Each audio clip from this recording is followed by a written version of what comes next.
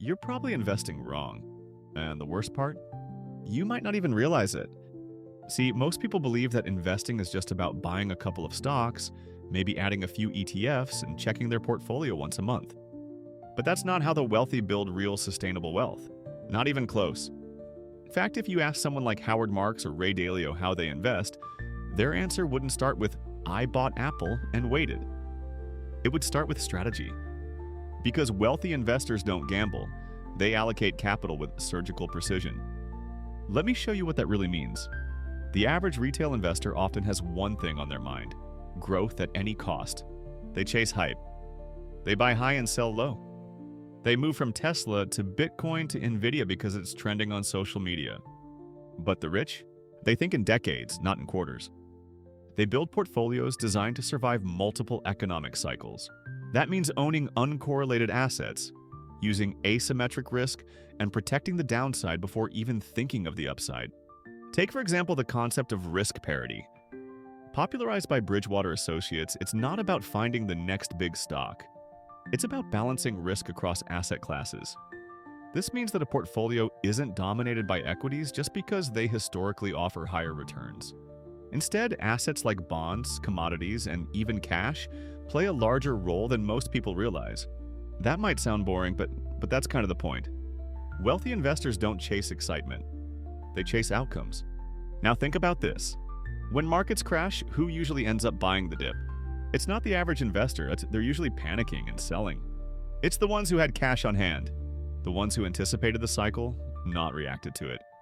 This is where another key difference shows up. Liquidity discipline. The rich always keep dry powder. They know that sometimes the best opportunities come when everyone else is afraid. They use volatility to their advantage, not something to be avoided, but something to be prepared for. Let me give you a real example. During the COVID crash in March 2020, Warren Buffett didn't buy aggressively. But investors like Bill Ackman saw the panic as a signal. He turned a $27 million hedge into a $2.6 billion profit in just a few weeks. Not by guessing, by planning for the worst and acting fast. This is the mindset shift most people never make. The rich don't try to predict the market. They position for any market. They also understand that wealth isn't built by finding the next moonshot. It's built by optimizing the boring stuff. Tax efficiency, compound growth, asset protection. Yes, they might own growth stocks, but not without a structure around them. And here's another truth most people ignore. The wealthy invest through entities. LLCs, trusts, holding companies. Why? Because taxes are one of the biggest destroyers of wealth.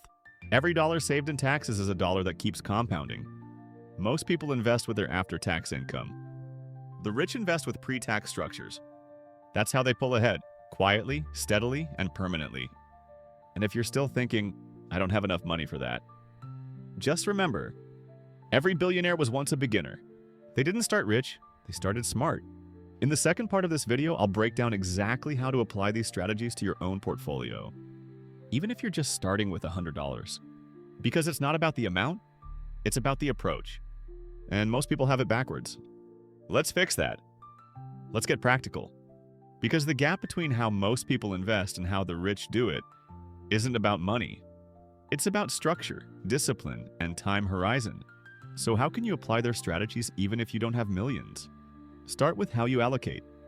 Most investors are heavily concentrated in a single asset class, usually stocks. But the wealthy think in terms of asset classes, not assets. They spread capital across real estate, equities, private credit, gold, sometimes even art or farmland. You don't need all of that to start, but you need to think beyond your brokerage account. For example, adding just 10 to 15% of your portfolio to assets that don't move with the stock market, like REITs or treasury bonds, can dramatically reduce your volatility while maintaining returns. That's the core idea behind asymmetric investing. It's not about avoiding risk, but it's about shaping it in your favor. Downside protection with upside exposure. Let me give you an example. Say you have $10,000. Most people throw it all into stocks or a high-growth ETF. But a wealthy investor might put $6,000 into a globally diversified ETF, $2,000 into short-term T-bills, and $2,000 into something with high optionality, like a startup crowdfunding platform or Bitcoin during deep corrections. They're combining safety, stability, and upside. Even at a small scale, that model works. Now let's talk about tax efficiency. Because if you're growing your money without protecting it from taxes, you're playing with one hand tied behind your back. Wealthy investors maximize retirement accounts, yes, but they also use tax loss harvesting, tax-deferred strategies, and if they're advanced, things like permanent life insurance structures, used more for tax sheltering than protection. Even something as basic as choosing an accumulating ETF over a distributing one in Europe, so you don't trigger capital gains annually, can make a massive difference over time. Here's something few people realize. A 7% return taxed at 30% is not 7%. It's 4.9%. Over 20 years, that's the difference between doubling your money and tripling it. Then there's leverage, used responsibly. Most retail investors avoid debt entirely. But wealthy investors use good debt as a tool. Not to consume more, but to control more. Example, they use low-interest mortgages to buy cash-flowing real estate. They borrow against appreciated assets without selling, so they avoid triggering capital gains. It's called the buy, borrow, die strategy, and it's one of the biggest tax loopholes in the world of the ultra-rich. You can start small, even using a margin loan with caution to reinvest at better rates, or taking a personal line of credit to fund a profitable side hustle, is applying the same principle. Not spending, us leveraging. Let's not forget compound interest. It's a cliche for a reason. But most people interrupt compounding by selling too early. The rich don't just buy and hold, they buy and hold through everything. They automate, they rebalance, and most importantly, they stay invested. A Vanguard study showed that investors who did nothing during volatile years outperformed those who made changes. The rich know this. They don't try to time the market. They spend time in the market.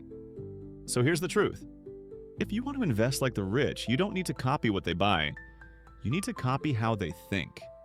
Long term, tax smart, risk managed, disciplined.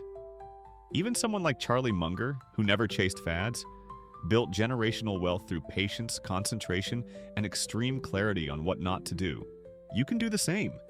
But you have to stop thinking like a gambler and start acting like a builder. Because real wealth isn't made in bull markets. It's made by those who survive the bear ones with cash, clarity, and conviction. If this gave you a new perspective, hit that like button. It helps more than you think. Subscribe if you want to keep learning how to play the long game. And drop a comment below. What's one change you're making to invest smarter starting today? Because the sooner you get this right, the sooner your money starts working for you.